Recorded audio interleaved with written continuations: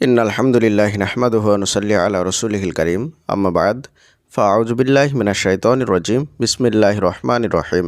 আজকে আমরা এমন দুটো সময়ের বিষয়ে আলোচনা করব যেই সময়ে সবচাইতে বেশি দোয়া কবুল হয়ে থাকে। যে সমস্ত ভাই এবং বোনদের দোয়া কবুল হয় না তাদেরকে বলবো আপনারা এই সময় দুটোতে বেশি বেশি করে দোয়া করুন। আশা করা যায় ইনশাআল্লাহ আপনাদের দোয়া খুব তাড়াতাড়ি কবুল হয়ে যাবে।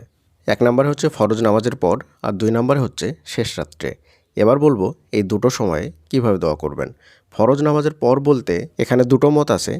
এক নাম্বার হচ্ছে ফরজ নামাজের সালাম ফেরানোর পর, আর একটা হচ্ছে ফরজ নামাজের সালাম ফেরানোর আগে, অর্থাৎ তাশাহুদের পরে যে সময়টা থাকে সেই সময়টাকে বোঝানো হয়েছে। চলুন এই কথাটা আমরা আরও সুন্দরভাবে বুঝে নিই।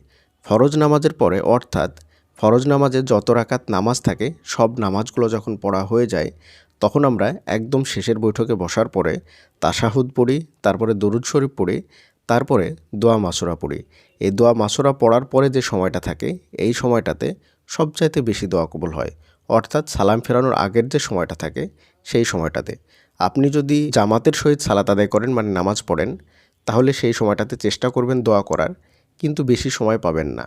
আর যদি আপনি বাড়িতে বা মসজিদে একাকীভাবে ফরজ সালাত আদায় করেন তাহলে ফরজ নামাজের পরে তাশাহুদ, দরুদ শরীফ এবং দোয়া মাসুরা পড়ার পরে যেই সময়টা থাকে নিজের জন্য সেই সময় বেশি বেশি করে দোয়া করবেন। এবং সালাম ফেরানোর পরে যে জিকির আজকারগুলো আছে সেই জিকির আজকারগুলো সুন্দরভাবে আদায় করার পরে তারপরে নিজে নিজে ব্যক্তিগতভাবে হাত তুলে আপনার যে প্রয়োজনীয় জিনিস আছে সেটা আল্লাহ তাআলার কাছে দোয়ার মাধ্যমে চেয়ে নিতে পারেন। তবে মনে রাখবেন, ফরজ নামাজের পরে সম্মিলিতভাবে জামাতবদ্ধভাবে দোয়া করা বা মোনাজাত করা এটা সম্পূর্ণভাবে বিদআত, এটা করা যাবে না।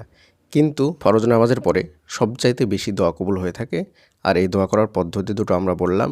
প্রথমটা হচ্ছে সালাম ফেরানোর আগে, অর্থাৎ দোয়া মাসুরার পরে, আর একটা হচ্ছে সালাম ফেরানোর পরে যে জিকির আজকারগুলো আছে সেগুলো করার পরে তারপরে আপনি ব্যক্তিগতভাবে হাত তুলে আল্লাহর নিকটে দোয়া করতে পারেন। আর দ্বিতীয়টা হচ্ছে শেষ রাত্রে, অর্থাৎ তাহাজ্জুদের সময়।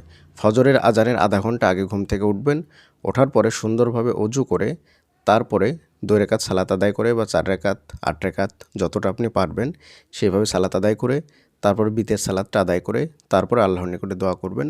মনে রাখবেন, ফজরের আজানের 5 থেকে 10 মিনিট বা 15 মিনিট আগে আপনার নামাজ বা দোয়াটাকে পরিপূর্ণভাবে শেষ করতে হবে, কারণ ফজরের আজানের ওয়াক্ত হয়ে গেলে দোয়া কবুলের যে সময় সেটা চলে যায়। প্রিয় দিনী ভাই এবং বোনেরা, এই দুটো সময় আল্লাহ সুবহানাহু ওয়া তাআলা সবচাইতে বেশি দোয়া কবুল করে থাকে।